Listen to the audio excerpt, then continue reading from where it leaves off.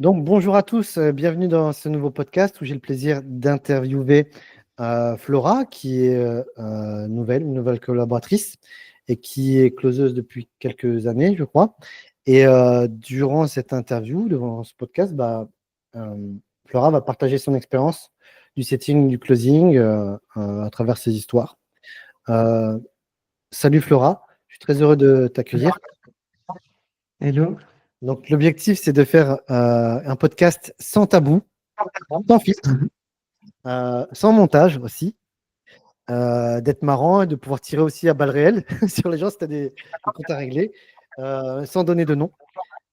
Et que celui qui voit cette vidéo, qui hésite à devenir entrer dans le sitting closing, puisse s'identifier à toi et mieux te comprendre. Est-ce que tu pourrais baisser un petit peu le volume parce que j'ai mon retour, j'entends ma voix en Bien retour. sûr. C'est mieux comme ça? On va voir. Donc, enchanté Flora. Euh, Regardez bien cette vidéo parce que je vous ai présenté Flora comme une maman solo. C'est pas tout à fait ça, en fait, je me suis trompé. Je t'invite voilà, à clarifier ça et à nous dire, à nous parler de toi, de nous dire qui tu es aujourd'hui. Voilà. Qui tu es, quelle est ta Bien sûr. situation. Ok. Déjà, bonjour à tous. Moi, aujourd'hui, j'ai 30 ans. Ça fait 9 ans que je vis en Côte d'Ivoire. Donc, avant, j'y étais en tant qu'expat, donc en CDI, avec le, comment dire, le statut qui va bien, logement de fonction, voiture de fonction. Mon salaire, c'était mon argent de poche. Et en fait, pendant cette période, pour clarifier sur l'enfant, j'ai pris en charge l'enfant d'une personne qui travaillait pour moi à l'époque, parce que la personne est partie à la retraite et il ne pouvait pas s'en occuper. Donc, j'ai décidé de prendre ce rôle-là, donc de prendre l'enfant avec moi et de pouvoir lui permettre d'accéder à des études. Voilà. Ok, cool. Euh, et donc, c'est quoi ta situation aujourd'hui? Tu habites où? Euh, Combien tu gagnes en tant que closeuse? Et c'est quoi ton mois record? Alors, moi, aujourd'hui, du coup, je suis de retour en Côte d'Ivoire, mais cette fois-ci par mes propres moyens. C'était mon objectif. En tant que closeuse, quand j'ai commencé mes premières factures, j'étais sur le premier mois, j'ai fait 1160 euros en 3 appels. Et mon mois record, c'est 5000. Ok, cool. Super. Qu'est-ce que ça a changé dans ta vie, le closing, le sitting closing par rapport à avant? Énormément de choses. Parce que moi, à la base, je vivais un peu dans une prison dorée, c'est-à-dire que j'avais la vie dont tout le monde rêve. Et C'est quoi la vie dont tout j'avais le monde un. rêve? Alors, la vie dont tout le monde rêve, c'est Un avis sans tabou, hein. j'ai. Non, non, sans tabou. J'ai un bon boulot. Euh, je gagnais relativement bien ma vie, c'est-à-dire je gagnais 2000 euros à l'époque, mais c'était vraiment considéré comme de l'argent de poche. C'est-à-dire j'avais aucun frais annexe à côté. Euh, je faisais un métier passion, j'étais monitrice d'équitation. J'étais mariée, je veux dire, j'avais la maison, le chien, tout ce que la petite vie parfaite. Et en fait, finalement, je me suis rendu compte que ça correspondait plus avec la personne que j'étais, ça me plaisait pas. Donc, je suis arrivée au stade du burn-out où j'ai dû tout quitter. Donc, j'ai divorcé, j'ai démissionné, tout dans la foulée. Je suis rentrée en France et c'est là-bas, en fait, que j'ai eu le déclic quand je me suis retrouvée à devoir retrouver du boulot. Donc, j'étais toujours monitrice d'équitation, sauf que le salaire n'était plus le même, la charge de travail n'était plus la même. Et c'est là que je me suis dit, il faut que je trouve autre chose, il faut que je fasse autre chose de ma vie. Donc, j'ai pris mes petites économies, je me suis formée au closing et vraiment, je pense que c'est la meilleure chose qui me soit arrivée dans ma vie aujourd'hui. Comment tu sais que c'est la meilleure chose qui te soit arrivée? Pour la simple et bonne raison que déjà aujourd'hui, je suis indépendante. C'est-à-dire que je sentais j'avais pas fini, j'avais des choses à voir encore en Côte d'Ivoire, parce qu'en 9 ans, au final, avec mon enfin 8 ans avec mon ancien boulot, je faisais que la maison, le travail, la maison, le travail. Donc je me suis dit, il faut quand même que j'aille visiter un peu ce pays. Donc là, j'ai pu revenir par mes propres moyens, ne pas dépendre de quelqu'un, parce que du coup, le revers de la médaille de l'expat, c'est que le jour où il n'y a plus le boulot, il n'y a plus la maison, il n'y a plus la voiture, il n'y a plus le salaire, et du coup, j'avais plus de raison de rester là-bas. Donc là, le fait d'avoir pu m'expatrier par mes propres moyens, de pouvoir garder mon rythme, enfin mon standing de vie, je dirais, Ça, pour moi, c'est une grande fierté et c'est vraiment, ouais, comme je dis, la meilleure chose qui pouvait m'arriver. Hmm. C'est aussi un métier aujourd'hui qui te permet de pratiquer ta passion en parallèle, comme tu en as envie. Exactement, exactement. Bah, là, exemple, aujourd'hui, là, ce matin, j'ai 3 appels. Ensuite, cet après-midi, j'ai 3 heures de cours. Donc, j'enseigne l'équitation. Et ce soir, je reprends un appel. Donc, j'arrive à switcher. Il y a des journées plus chargées que d'autres, mais, euh, mais ça vaut vraiment la peine. Ok, cool. On n'en a jamais parlé, hein, parce qu'en fait, on se connaît depuis peu de temps. Mm. C'est quoi ton rapport avec la Côte d'Ivoire? C'est tes origines ou rien à voir? Ouais, alors, ma maman est française, mon papa ivoirien. Ok. Et en fait, pendant 23 ans, j'ai toujours vécu en France. Donc, je n'avais aucune idée de ce que c'était que la Côte d'Ivoire réellement. Et c'est justement pour le boulot dans les chevaux que j'ai été repéré au championnat et ils m'ont proposé un poste ici. Donc à la base, je suis venu pour le boulot, mais effectivement, j'ai de la famille et j'ai des origines ivoiriennes. D'accord. Et alors, c'est comment la vie en Côte d'Ivoire? Pourquoi tu préfères habiter en Côte d'Ivoire plutôt qu'en France? Bah déjà, il fait chaud tout le temps. Il fait chaud tout le temps et puis on a la mentalité est différente, les gens sont différents, beaucoup plus accueillants. Euh, et on est, entre guillemets, pas mal assisté. C'est-à-dire qu'il y a beaucoup. Moi, par exemple, mettre de l'essence dans ma voiture, je ne sais plus le faire. J'arrive à la pompe, je donne des sous et j'ai quelqu'un pour le faire à ma place. Ça me plaît. Hmm. Ok, cool. Et c'est quoi, c'était quoi ta vie justement avant de pouvoir t'expatrier en France? Et qu'est-ce qui te dérangeait justement en France? Euh, Bah, en vrai, je m'étais mise à mon compte en France et dans les chevaux, toujours. Et le gros problème que j'ai rencontré, c'était que c'était absolument pas stable. C'est-à-dire, il y a des mois où j'allais pouvoir bosser et vraiment faire, entre guillemets, des belles factures. Ouais, Enfin, comparé au closing, c'est ridicule, hein. Pour moi, avant, une belle facture, c'était 1 500 euros. Donc, ok. et, euh, et en fait, ce qui m'a fait le déclic, c'est que en hiver, bah, tout était gelé. Donc, je me levais à 5 heures du matin et j'attendais de recevoir un coup de fil pour me dire, OK, les pistes sont praticables, tu peux venir travailler, ou bien non, c'est gelé, les chevaux restent au box. Là, ce mois-ci, en hiver, j'avais dû faire, je sais pas, peut-être 500 euros ou 700 euros de chiffre d'affaires. Ok. Et là, j'ai dit, non, c'est pas possible. En fait, je peux pas vivre comme ça. J'ai des charges sur le dos, donc il faut que je trouve une solution. Et bah, l'opportunité de partir en Côte d'Ivoire et de me remettre dans le salariat s'est présentée à moi.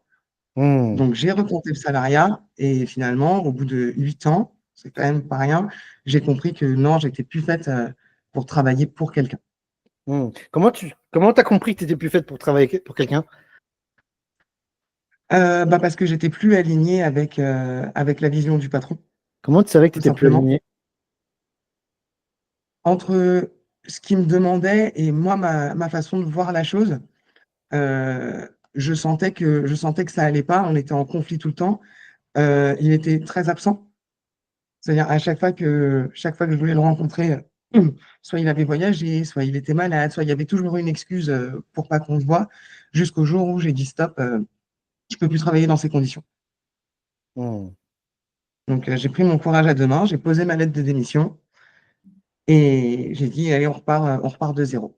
Et qu'est-ce qui fait que justement tu as eu ce courage de poser ta démission? Parce que tu vois, se forcer à aller au travail, le patron ingrat, méchant, euh, la rat race, enfin, tous les problèmes du salariat, l'insécurité qui va avec aussi. On a tendance à croire que c'est une sécurité alors que c'est tout sauf une sécurité.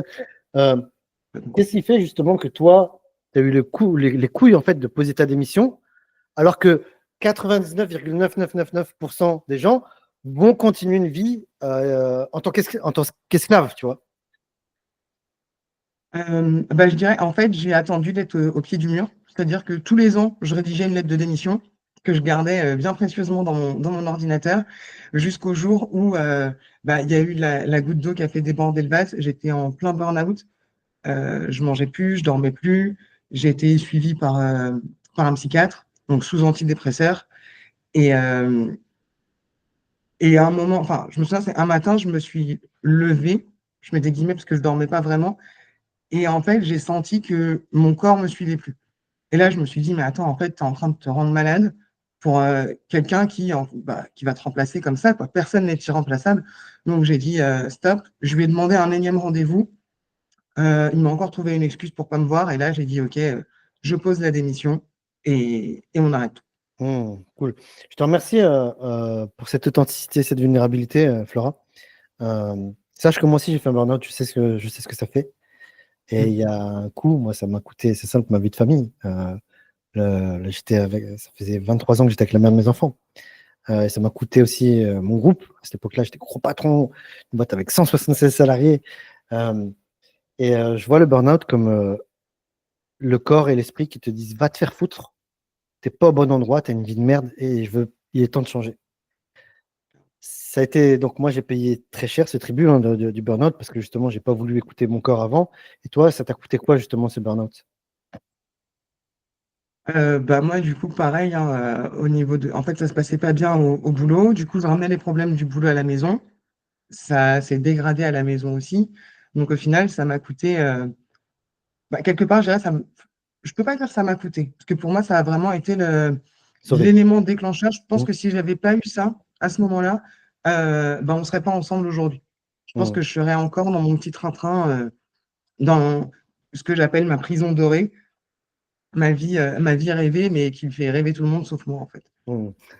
Ça résonne vachement en moi, ça, ce que tu racontes.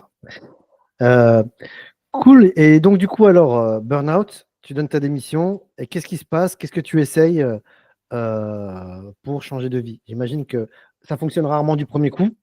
En général, on fait des erreurs, on se fait avoir, on a tendance faire ouais, toutes les erreurs bon, qui nous apprennent, mais des erreurs qu'on pourrait éviter quand on est accompagné.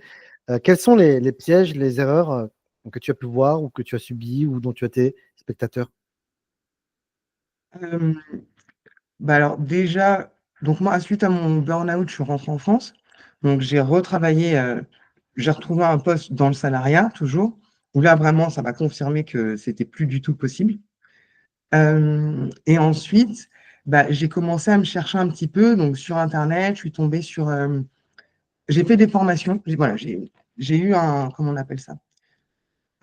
Tu sais, quand tu quittes une entreprise, je me souviens plus du terme, comment ça s'appelle, mais on te donne de l'argent, ton solde de Ah tout oui, compte. c'est la prime de précarité. Il y a prime de Voilà. précarité, il y a le chômage aussi. Alors en Côte d'Ivoire, le chômage n'existe pas. Ok, Donc j'ai eu uniquement mon solde de tout compte. ok. Et avec cet argent, j'ai décidé de me former. Donc en fait, j'ai fait une première formation en tant que community manager qui n'a rien donné. En fait, j'ai dépensé. Combien? Je me dis que j'ai investi sur moi, mais ça n'a pas porté ses fruits. Mhm. Euh, Combien tu as investi dans cette formation? C'était pas énorme. Ça devait être 1000 euros, je crois. Ok, 1 000 euros. Et t'as coûté combien de temps cette formation? Je l'ai faite en 4 mois. Ok. En 4 mois, et derrière, j'ai pas eu de débouché. En fait, j'étais seule devant mon PC tout le temps, à suivre des vidéos, à faire des petits exercices. À la fin, j'ai eu un examen et bon, je suis diplômée, mais en vrai, ce diplôme ne me sert pas à grand-chose. Enfin, je ne Mhm. l'exploite pas en tout cas. Donc, tu as perdu le 1 000 euros, les 4 mois de formation, et j'imagine les mois à errer en te disant, ah, j'espère, en cherchant des clients en community management, t'en les trouvé. Ouais, exactement. Et ça t'a pris combien de Exactement. temps justement avant que tu changes ton fusil d'épaule et que tu dises, je vais chercher autre chose? Ou Et que tu ça achètes m'a. une autre formation comme beaucoup de gens qui font passer de formation Ouais. en formation. En fait, entre-temps, donc, je faisais cette formation-là et à côté de ça, donc, j'avais le boulot en salariat, donc quand j'étais en France. Et à côté de ça, en fait, ce qui a aussi mis un stop, c'est que j'ai été contactée en Côte d'Ivoire pour venir finaliser mon divorce. Donc, j'ai dû reprendre un billet d'avion, repartir là-bas. Et là, en fait, le côté community management, ça c'est complètement tombé à l'eau. Du coup, j'ai été logée chez une amie. C'était encore précaire, mais je me disais, bon, je vais en voir le bout, je vais en voir le bout. Et je suis tombée sur une pub pour du closing. Donc, au début, j'avais absolument pas compris ce que c'était. Mais ma curiosité et ma naïveté ont fait que j'ai cliqué, j'ai été contacté, j'ai été closé, alors que je n'avais aucune idée de ce que c'était. Et ça, c'était au mois de novembre 2024. Et là, je sais pas, j'ai eu le switch.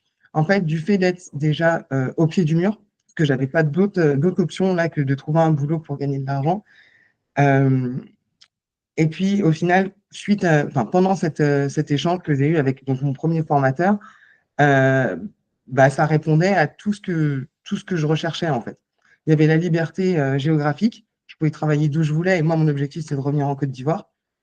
La liberté temporelle, parce que pendant les 8 ans où j'étais dans le salariat, bah, je bossais tous les samedis, tous les dimanches, donc je partais jamais en week-end. Là, je sais que je peux les bloquer, et puis je m'en vais visiter la Côte d'Ivoire un peu à droite à gauche. Et puis, il y avait ce côté aussi où, bah, financièrement, au final, c'était quand même intéressant. Enfin, c'est, pardon, Hmm. intéressant. Hmm.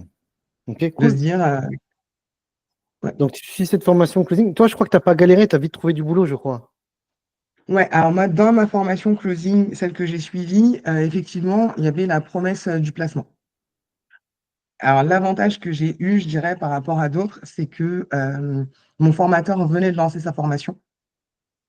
Donc, du coup, j'ai fait partie des premières recrues, Hmm. donc des Je, premières à pouvoir être placées. je fais une pause. C'est une vraie chance de faire partie des premiers à rejoindre nos programmes. Sous plein d'avantages financiers, souvent.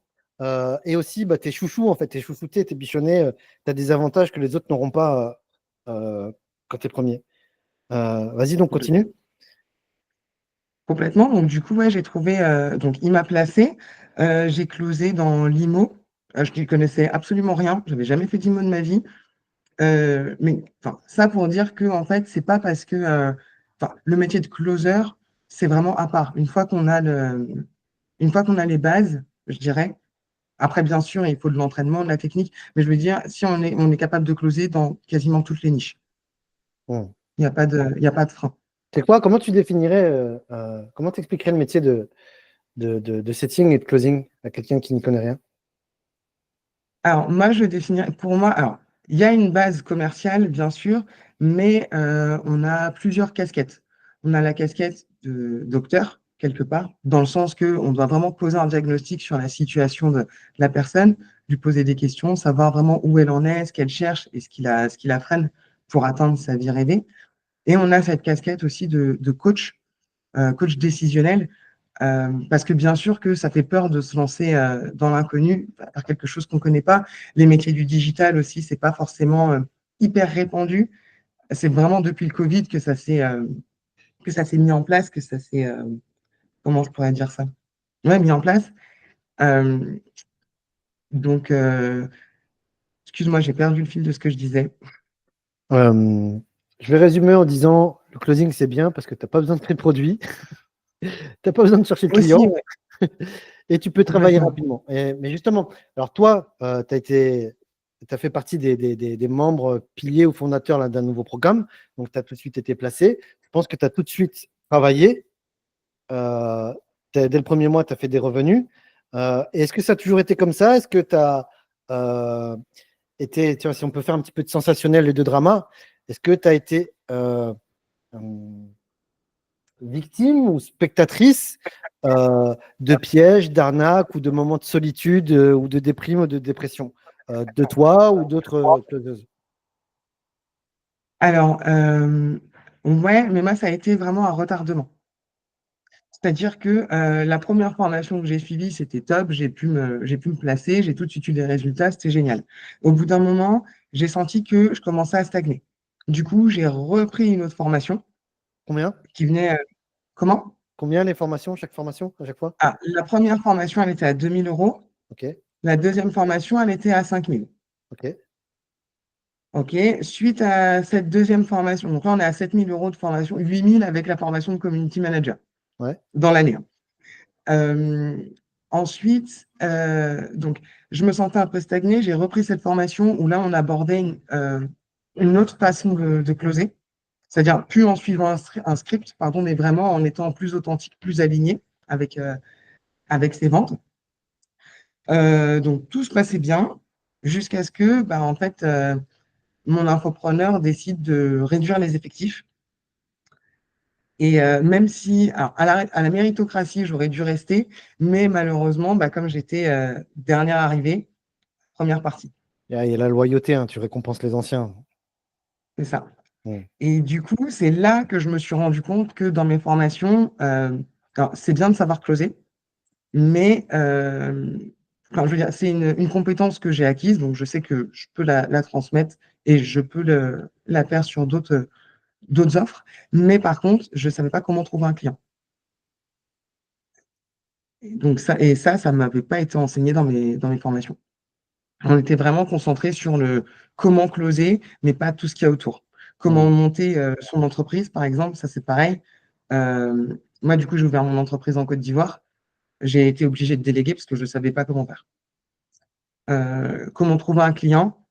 Là, c'est pareil. L'avantage que j'ai eu, encore une fois, c'est que comme j'ai été première dans les formations, enfin, je suis arrivée au début des formations, j'ai pu avoir des opportunités là. Donc, par exemple, là, je me suis retrouvée à CT sur la deuxième formation que j'avais prise. Euh, c'est des opportunités que j'ai eues parce qu'il y avait le relationnel qui passait. Mais je veux dire, Mm. si je débarquais et que personne ne me connaissait ni d'Adam ni d'Ève, je suis pas sûr que j'aurais été prise. Donc le réseau, un, le réseau, et deux, être apprécié par le réseau aussi.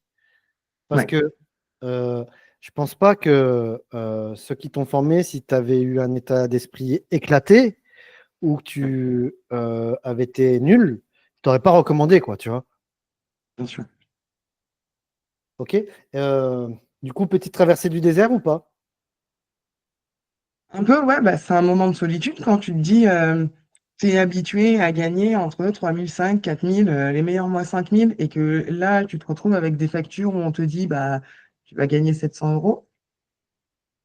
Euh, Ça pique un peu. Tu te Hmm. dis comment je vais payer les factures, comment je vais payer. Donc, grosse remise en question. Mais après, je me dis qu'il n'y a pas de. Comment dire? Rien n'est dû au hasard et que je pense que j'avais besoin de ce moment de creux pour pouvoir mieux remonter. Hmm. C'est le tout, en fait, que ce soit du closing ou même de l'entrepreneuriat, en fait. Hmm. La vie, c'est pas un long fleuve tranquille. Et forcément, si tu descends jamais, tu peux jamais remonter. Donc, Hmm. Un message à ceux qui regardaient cette vidéo. Vous avez vu, Flora, elle montre à quel point elle est résiliente, à quel point elle ne subit pas les épreuves, elle les accepte, elle avance avec, et chacune des épreuves la rend plus forte. Et comme elle a vu tout à l'heure, le burn-out, elle ne voit pas ça comme un drame, mais comme quelque part, moi, mon burn-out, je dis que c'est un cadeau de la vie. Enfin, toutes mes épreuves, c'est des cadeaux de la vie, parce que justement, c'est grâce à ça que j'ai plein de cicatrices, plein de gros muscles, que je suis trop fort. Et donc, je vous invite à vraiment à télécharger son cerveau, sa vision dans votre cerveau, euh, euh, et lui emprunter ses croyances pour devenir aussi balèze qu'elle. Et du coup, est-ce que tu as, en un an, est-ce que tu as pu voir, histoire qu'on ait un petit peu de popcorn, des dramas ou des trucs comme ça dans l'univers du closing, des arnaques, des pièges, des déceptions?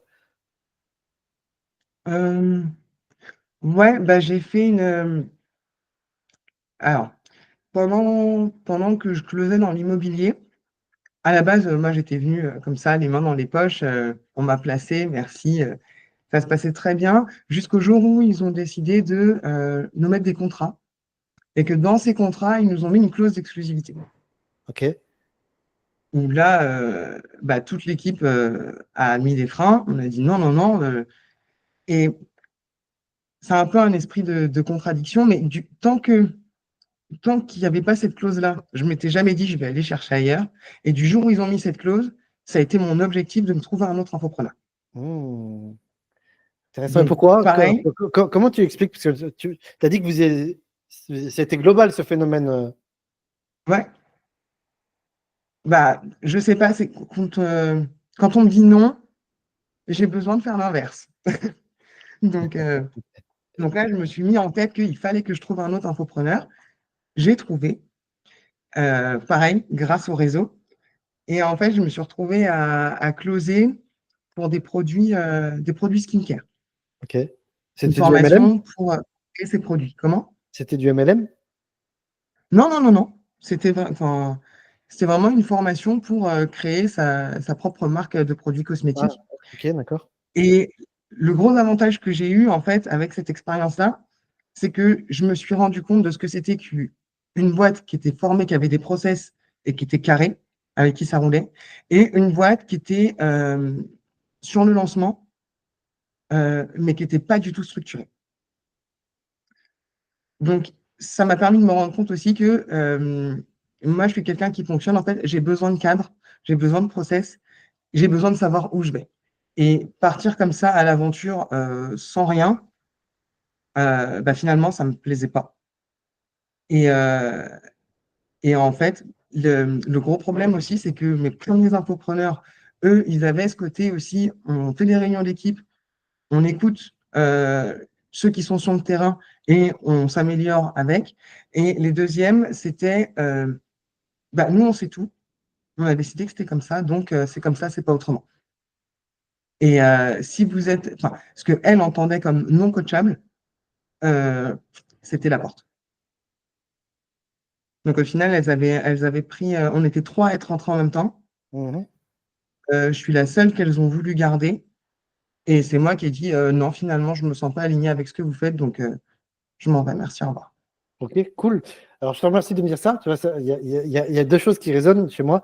C'est que clairement, tu es une early adopter, toi. Tu sais saisir les opportunités.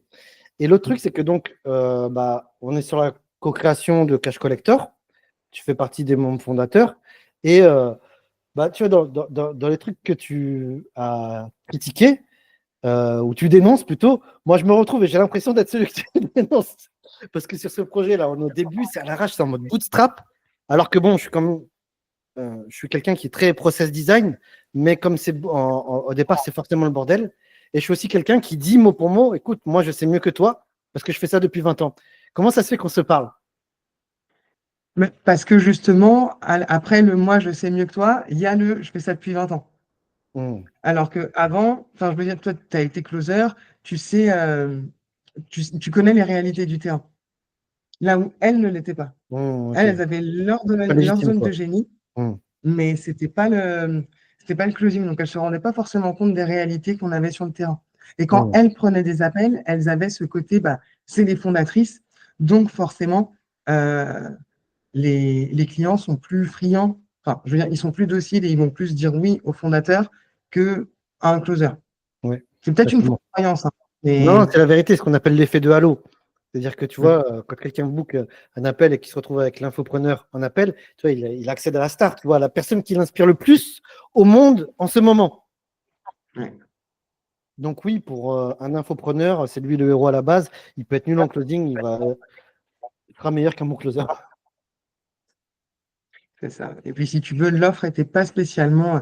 Enfin, je me suis rendu compte aussi que pour que ce soit vraiment intéressant de faire du closing, il vaut mieux privilégier la qualité à la quantité. C'est-à-dire être sur une offre qui va être high ticket, donc à partir de 3 000 euros, je dirais, c'est plus intéressant que d'être sur des offres middle ou low ticket, où là, par exemple, je prenais la commission que je faisais dans l'IMO en un appel, j'étais obligé d'en prendre quatre pour faire la même chose sur le cosmétique. Donc, c'était Mm. beaucoup plus de temps pour pas forcément plus d'argent. Et clairement, je Ouais. n'ai pas signé pour ça. Ouais, effectivement, moi je vous recommande d'aller closer dans des entreprises qui marchent bien. Parce que si Mm. tu es dans une entreprise qui marche bien, ça va bien marcher pour toi. Si tu es dans une entreprise qui galère, tu vas galérer. Et effectivement, qui vendent des produits à strict minimum 3 000 euros. Et plus meilleur tu seras en termes de closing, et plus tu as de chances d'avoir accès à des offres de plus en plus high ticket, 5 000 euros, 6 000 euros, 10 000 euros, 15 000 euros, 24 000 euros, 60 000 euros. Euh, et ça va vite dans ces cas-là. Mais bon, ça, c'est au bout de généralement quelques années quand même de réseau et de Mm. pratique que tu vas continuer ce genre de responsabilité. Et est-ce que tu as vu, tu vois, il y a très peu d'appelés, mais très peu d'élus dans le setting closing. Euh, Tu dirais que c'est quel pourcentage de ceux qui réussissent et ceux qui échouent par rapport à toi, ce que tu as vu? Et quand je dis qui échoue, on Alors, va y mettre dans qui échoue, c'est ceux qui abandonnent et ceux qui galèrent, qui ne travaillent pas, quoi. ben, En termes de pourcentage, ce serait compliqué à chiffrer. Enfin, moi, personnellement, je ne saurais pas te donner un pourcentage exact, mais j'ai pu voir des caractéristiques de ceux qui y arrivent et de ceux qui n'y arrivent pas. Alors, c'est quoi les caractéristiques Euh, de ceux qui n'y arrivent pas? alors, des personnes qui n'ont pas un réel pourquoi, ils font ça. Enfin, je viens, ouais, je veux faire un complément de salaire. Ok, c'est très bien.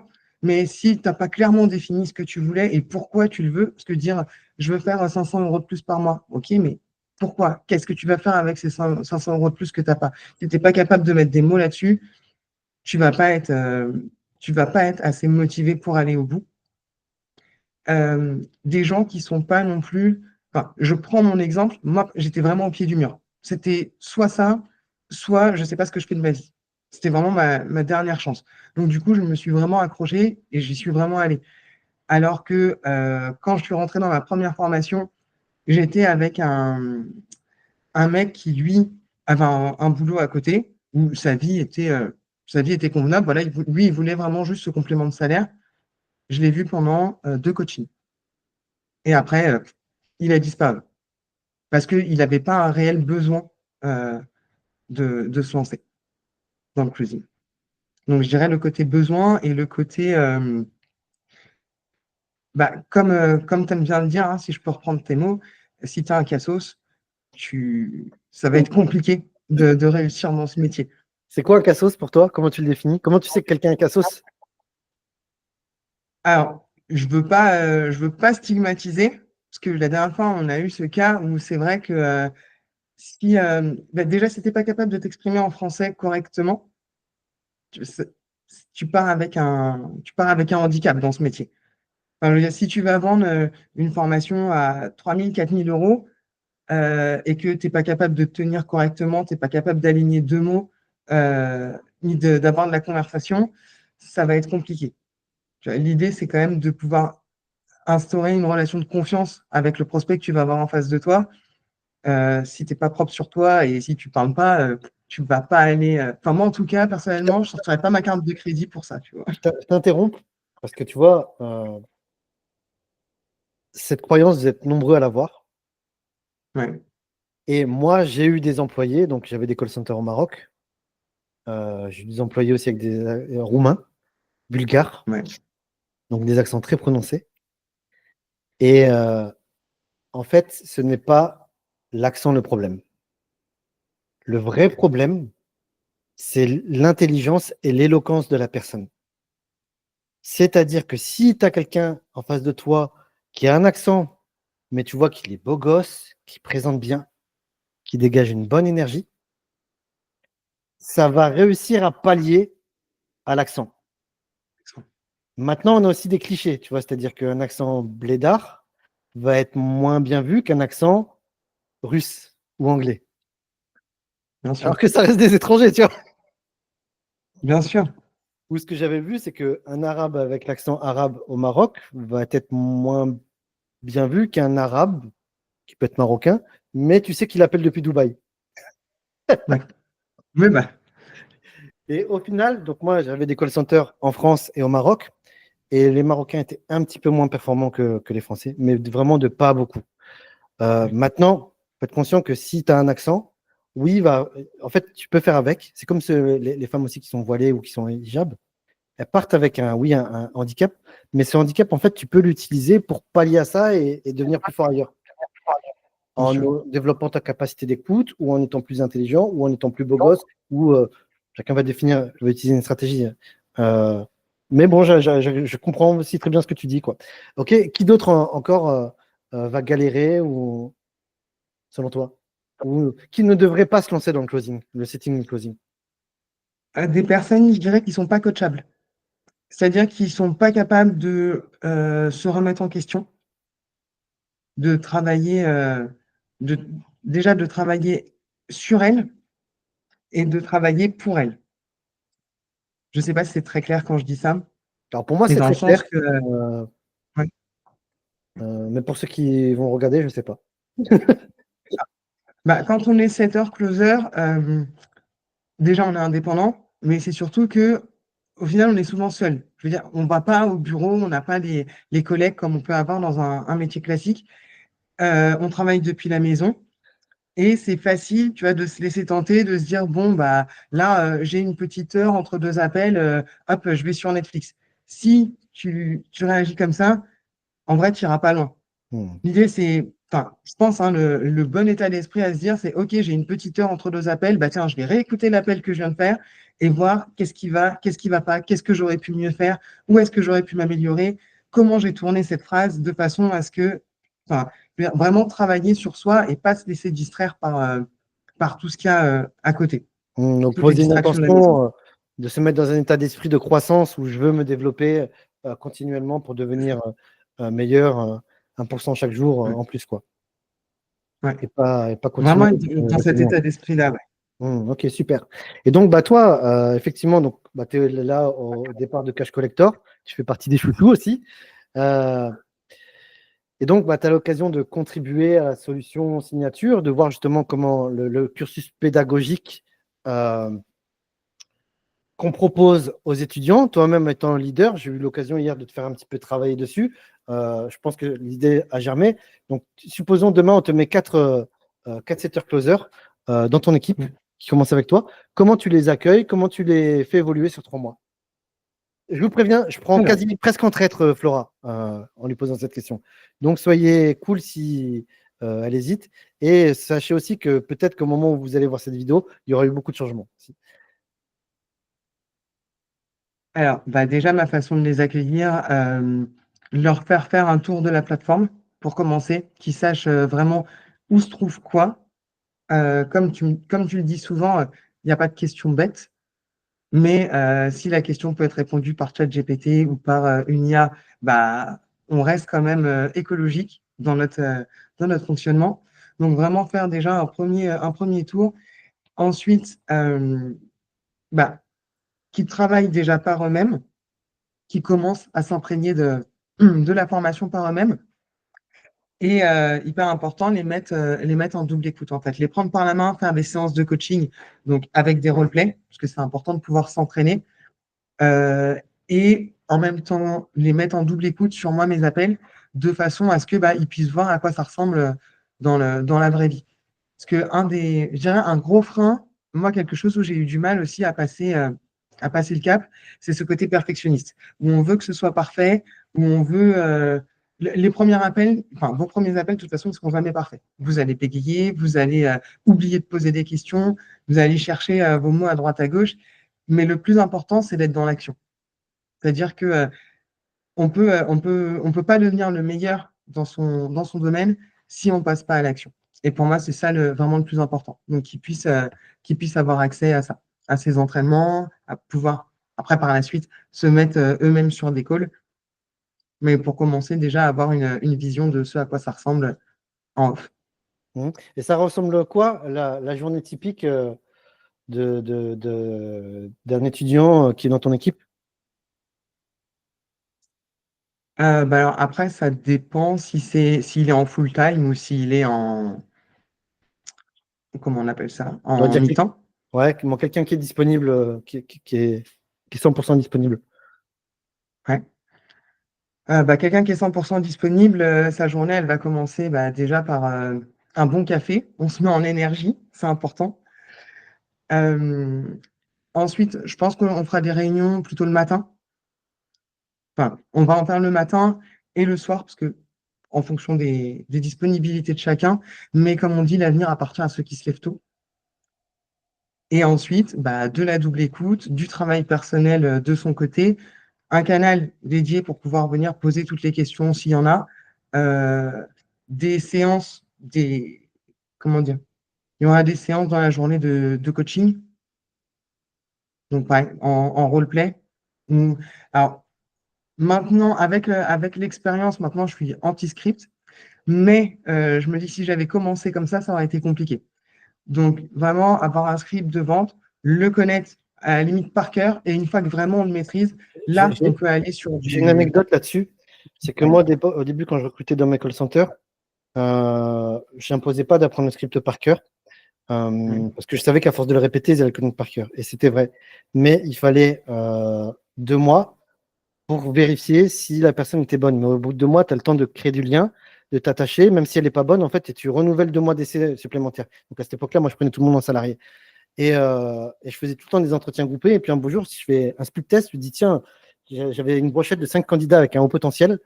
Et ils me demandent quand est-ce qu'on commence. Je dis, quand vous connaissez le script par cœur. Oh, bluff. Et je leur donne et ils me disent, OK, grosso modo, il me faut 4 jours pour le connaître par cœur. Et je leur dis, OK, donc bah, rendez-vous dans 4 jours, mais venez pas si vous ne le connaissez pas par cœur. Et ce truc-là, c'était game changer parce qu'à partir du moment où on a imposé de connaître le script par cœur, il fallait plus que 15 jours pour savoir si le closer était performant ou pas. Et quand je dis performant, il était rentable, c'est-à-dire que je déduisais ce que je lui payais et je déduisais le coût des opportunités des prospects que je lui donnais. Et donc, en termes de croissance, ça a été vraiment incroyable. Et effectivement, au départ, il vaut mieux utiliser un script par cœur, presque bêtement. Et par la suite, une fois qu'on est à l'aise, qu'on comprend les différents composants justement d'une trame de closing, on passe plutôt sur un aspect trame que script, mot pour mot. Complètement. Ok, cool. Je suis sûr que ton parcours inspire de nombreuses personnes, Flora, qui regardent cette vidéo. Et donc, est-ce que tu es OK pour qu'elle puisse réserver un appel avec toi pour te poser des questions sur le closing en vue de rejoindre le programme Cash Collector? Bien sûr, bien OK. sûr. Donc, pour ça, il vous suffit simplement de chercher le lien au-dessus, en dessous de cette vidéo, quelque part. Vous allez tomber sur un agenda. Quand vous tombez sur l'agenda, cherchez Flora Berny-Morin pour réserver, pour accéder à son agenda à elle de manière spécifique. Et histoire de ne pas te faire perdre du temps, qu'est-ce que tu veux absolument, parmi ceux qui regardent cette vidéo, quels sont ceux que tu veux absolument qu'ils réservent un appel et quels sont ceux dont tu veux surtout pas qu'ils réservent un appel avec toi? Alors, ceux je veux qui réservent un appel, déjà ceux qui sont convaincus, qui peuvent vraiment avoir du résultat en rejoignant le programme. Et également ceux qui se posent, ceux qui sont encore hésitants, parce que comme je disais, c'est normal d'hésiter, c'est normal d'avoir peur, mais qui sont prêts à aller de l'avant. Voilà, des gens qui vont avoir un esprit ouvert et qui sont prêts à travailler sur leur mindset pour pouvoir aller chercher les étapes supérieures. Et ceux dont je veux absolument pas, ça Ceux va qui être parlent des pas bien personnes. français. Comment? Ah, T'as le droit, hein? non, mais T'as le droit, hein? non, parce que, bah, au final, avec ce que tu as dit, tu vois, je me dis que bon, si, s'ils sont beaux gosses, ça passe. Non, mais des personnes, par contre, qui vont être très fermées, pas coachables, où elles ont tout vu, elles savent tout. Et de toute façon, si vous êtes persuadé qu'on ne peut rien vous apporter, bah, continuez votre route. Mais venez pas nous polluer. En fait, on a besoin de bonnes énergies, on a besoin de personnes qui ont envie d'aller de l'avant. Et si c'est pour être un fruit pourri dans le panier, c'est pas la peine. Autant ne Ouais. pas y rentrer du tout. Cool. Une dernière question avant qu'on raccroche. Euh, donc, tu vois le programme se créer sous tes yeux. D'ailleurs, tu participes grâce à ton feedback, à ta présence. En plus, si on avait eu un truc marrant, c'est que je t'avais expliqué que grâce à toi, les Oui. 30-40% du chemin sont faits grâce à toi. Qu'est-ce que tu trouves absolument incroyable dans le programme Cash Collector et qu'est-ce qui le rend unique par rapport à tous les autres programmes de closing? Bah, ce que je trouve incroyable, c'est que vraiment, en fait, par rapport à ce que je partageais tout à l'heure, sur le fait que j'ai fait une première formation, puis une deuxième, et qu'au final, il me manquait encore quelques petits éléments, bah, là, il y a tout en un seul et même endroit. C'est-à-dire, la création d'entreprise, elle est dedans. Comment trouver son infopreneur, c'est dedans. Il y a même du plus avec le site internet, toute la, toute la trame, le OneScale aussi, le CRM que tu mets à disposition. Enfin, c'est vraiment ultra complet. Euh, Moi, par exemple, la première formation que j'ai faite, c'était que du closing. Là, il y a setting et closing. C'est hyper important, je trouve, parce que les deux sont complémentaires, en fait. L'un va pas, il peut pas y avoir de closer sans setter. Et moi, c'est quelque chose sur lequel, bah, du coup, j'ai pêché parce que j'avais pas eu cette formation en setting, je savais pas trop ce que c'était. Je me suis retrouvé à en faire un petit peu jeté comme ça dans la cage au lion. Donc, bon, ça va. J'ai un profil qui s'adapte quand même, donc j'ai pu m'en sortir et booker des rendez-vous. Mais c'est vrai que le fait d'avoir quelque chose de vraiment une formation et un accompagnement hyper structuré, hyper complet, qui va vraiment balayer de A à Z en fait, c'est tout le après. Closer, c'est bien, les compétences du closing, c'est bien, mais se dire closer et puis on n'a rien derrière, bah, ça ne sert pas à grand-chose. Et qu'en est-il des garanties? Bah, les garanties, on peut en parler? Ouais, vas-y. Bah, franchement, c'est toi qui prends tous les risques, en fait. Donc, du coup, c'est vraiment, c'est soit on réussit, soit on réussit. Soit on gagne de l'argent, soit on gagne de l'argent. Donc, il y a la garantie déjà des 14 jours parce qu'effectivement, on peut pas se rendre compte si quelque chose est fait pour nous ou pas avant de l'avoir testé. Donc, déjà, ça, c'est une super opportunité que tu proposes de rentrer dans le programme, avoir 14 jours pardon, pour tester.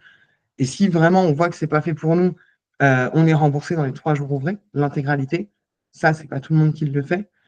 La deuxième garantie, c'est effectivement le programme dure 3 mois.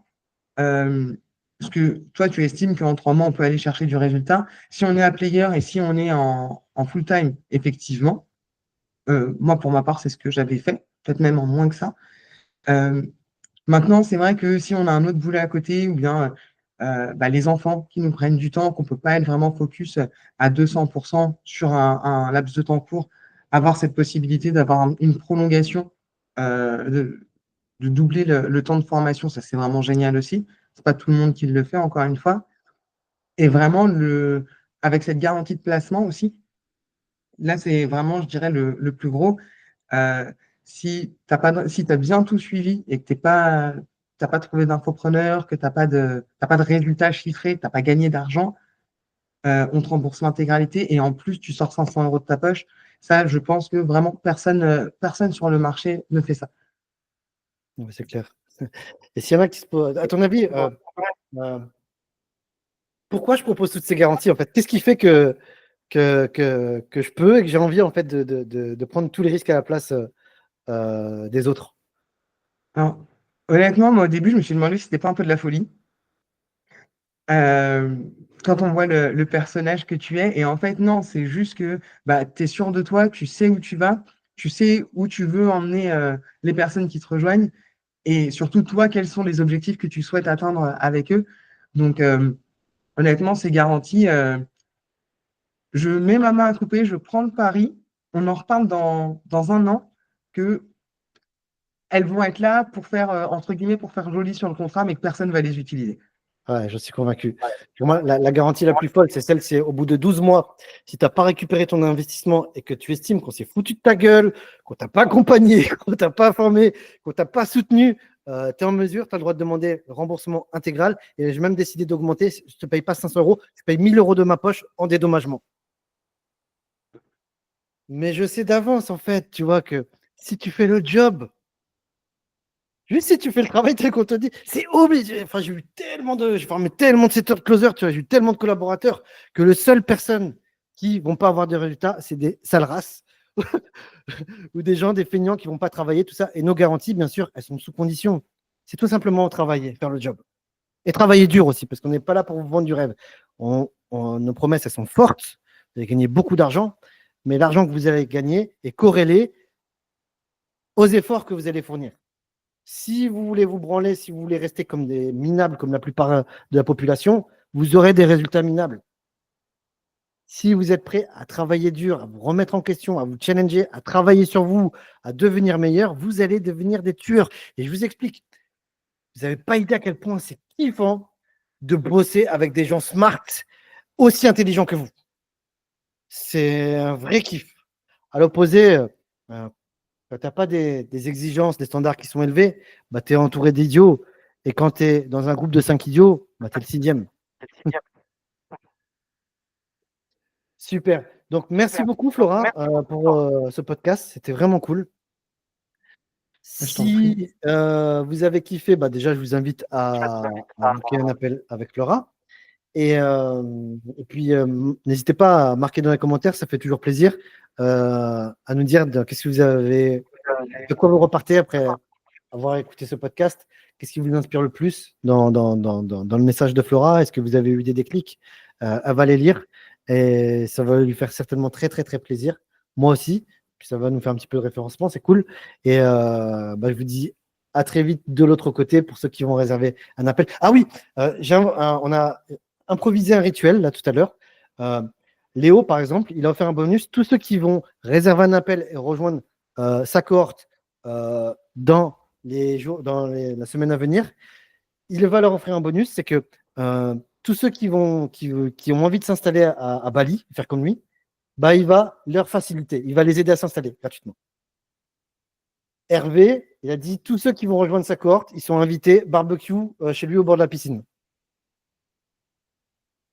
Quel est le bonus que tu pourrais offrir, que tu as envie d'offrir? Alors, il ne faut pas que ce soit un truc qui te coûte quelque chose, mais quelque chose qui va te faire plaisir et qui fera plaisir à celui qui va en profiter. Quel bonus que tu pourrais offrir à ceux qui vont rejoindre ta cohorte dans les 10 jours à venir?